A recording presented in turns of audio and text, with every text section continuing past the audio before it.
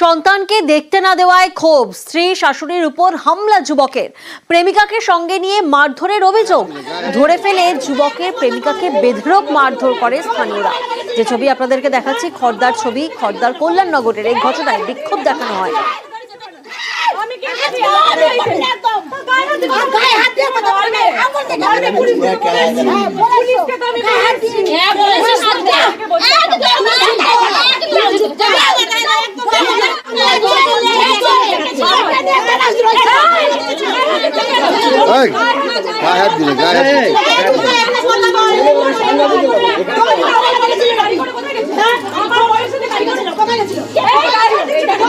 আমি আমার বাচ্চাকে খাইয়ে দিয়ে পড়তে বসিয়েছি, স্যার এসছে, আমাদের তো কেস চলছে, তাহলে কেসে যাওয়া হবে, তুমি সেইভাবে সেই ডিসিশন হবে, এরকম ভাবে এই বাড়িতে এসো না। তখন ও আমার উপর চোটপাট নিয়ে বলছে এরকম ভাবে মেরেছে, ছিঁড়ে দিয়েছে, আমার মার চুলের মুঠি ধরেছে।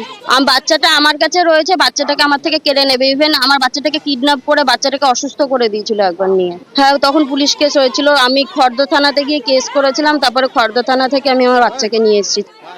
তারপরে আজকে এসছে আলমকি, ও তো আঁকা শিখছে, তো তুমি দেখে চলে যাও, আমি বললাম। তো ও দাঁড়িয়ে আছে, ধরো বলছে, ও বলছে কিসের জন্য এসছো, বলছে মেয়েকে দেবে, বলছি মেয়েকে দেখবে, দেখে চলে যাও। হ্যাঁ, তো ও যায়নি, ও বলছে তুমি আমার যখন ডিপোজিট ইটা করে ফেলেছো, তখন তো আর আসার নেই, তো তুমি কেন এসছো।